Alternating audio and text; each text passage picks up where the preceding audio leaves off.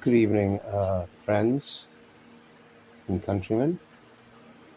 That's my friend the cricket back there. Like she's going to stay framed right. Uh, uh, Before I call it a night for the night tonight, I thought I should pursue at least one of these other strands or strains or strings of videos I've been making and posting.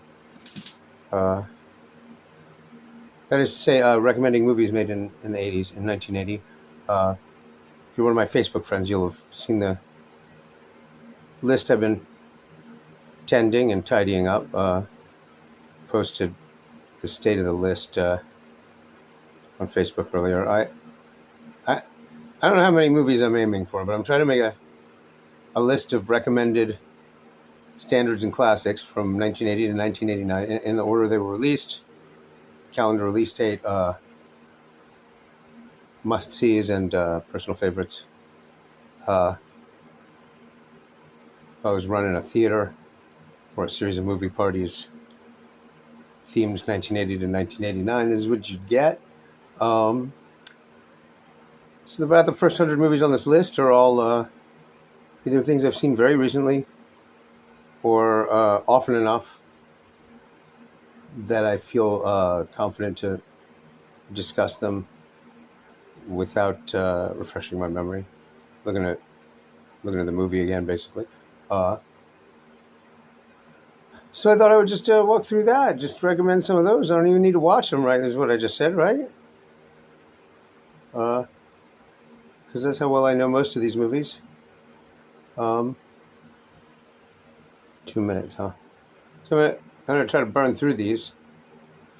That is, I'll try to refrain from being long-winded. I took a anti-logger reel earlier. I'm just kidding. I don't have any anti-logger reels here. Only the other kind. So okay, yeah, I can sort of read my notes from here. 1980, the list I got in order starts with The Lathe of Heaven, the super low budget TV movie made from the Ursula Le Guin. I think it's a novel, actually. The Lathe of Heaven. I haven't read it.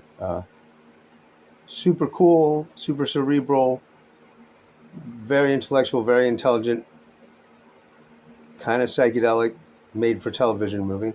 I made a video about it already.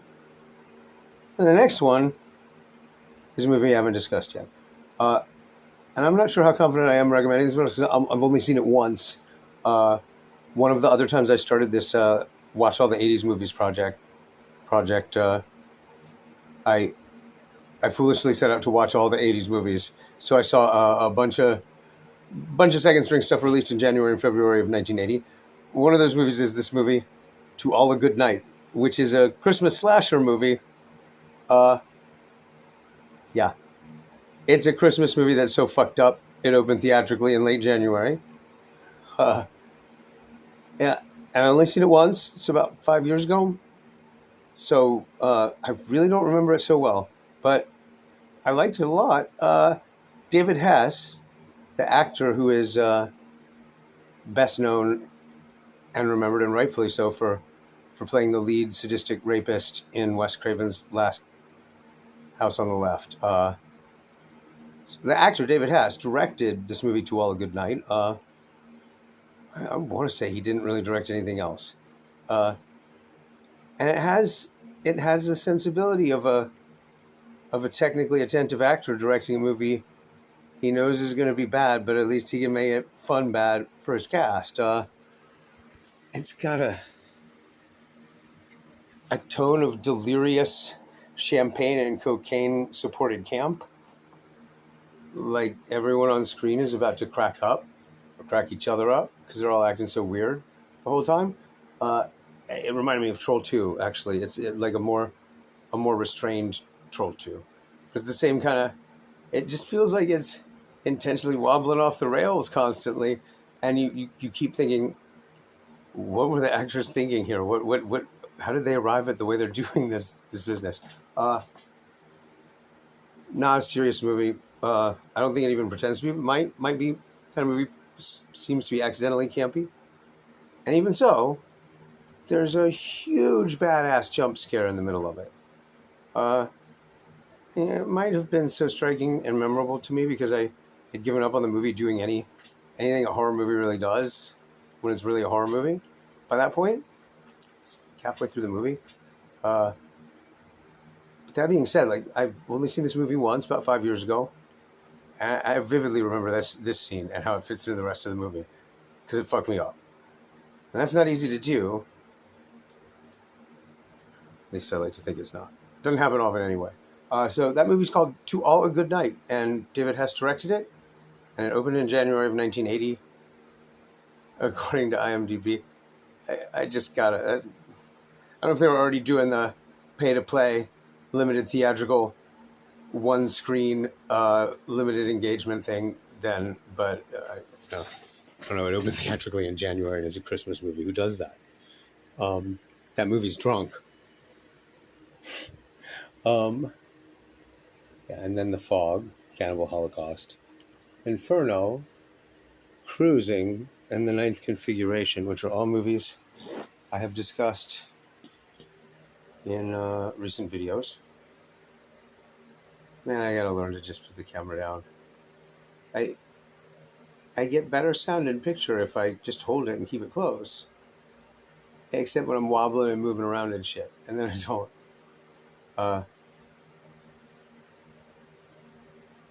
Yeah, and the next movie on my list, Great Rock and Roll Swindle. This is probably going to happen a few times. The Great Rock and Roll Swindle is the Sex Pistols movie.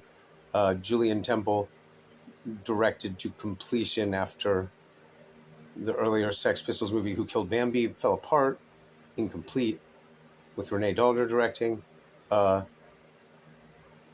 This, in punk rock circles, old enough to remember the movies from this era, The Great Rock and Roll Swindle, the Sex Pistols movie, is legendary for its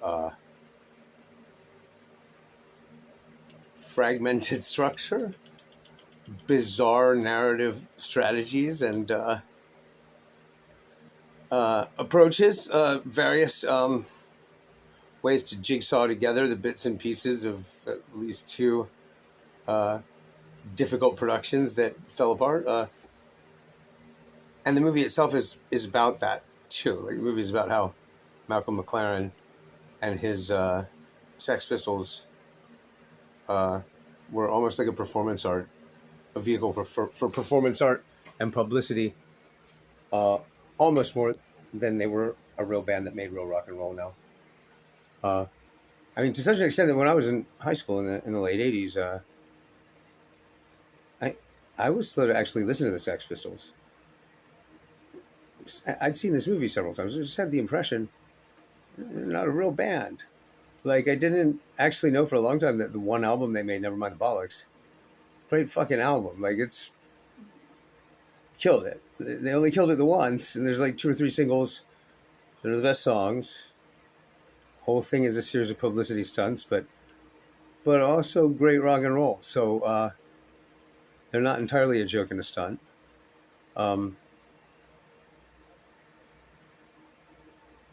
Great Rock and Roll Swindle is famous for the scene with Sid Vicious singing My Way, and then in the music video pulling out a gun, unloading it into the audience.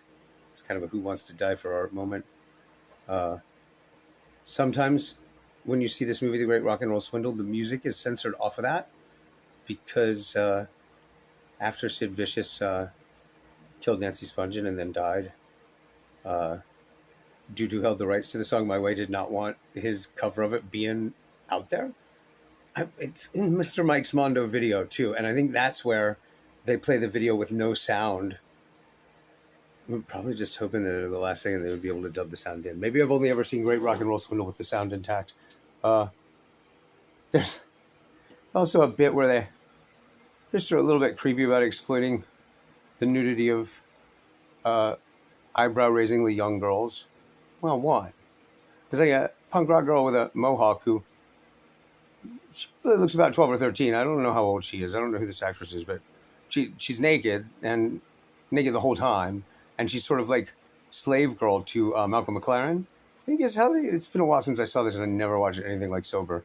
Um, it's not like they're directly sexualizing her, but she's naked and she's really young. I don't know that she should be wandering around their set naked.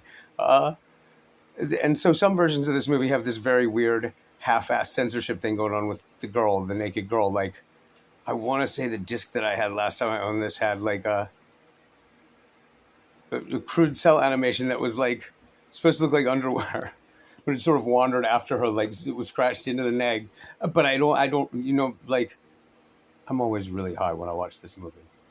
Uh, so, as they say, take that with however many grains of salt as you wish. Um, I think I might have just said every last little thing I can say coherently about the Great Rock and Roll Swindle, and I've seen it probably 7 or 8 times over 25 years. That's how weird and fragmented the movie is, and also how high it always inspires me to get watching it. So uh, it's been a while. It's been a while, 10 or 15 years at least since I saw the Great Rock and Roll Swindle, but can't recommend it highly enough. Yeah, I was gonna say you might want to have a familiarity with the Sex Pistols album as a precursor going in, but you know what? Uh, this movie led me to that album actually. So the movie was basically my entree into the weird little world of the fan base for the Sex Pistols. Yeah. 11:35. Talk about a couple more movies here. Should I really? Because I'm taxing my own attention at this point. I mean, I talk and I talk and I talk and I talk. All right, I'm gonna let that go for now. Come back to it a little later, or tomorrow, or never. Who knows?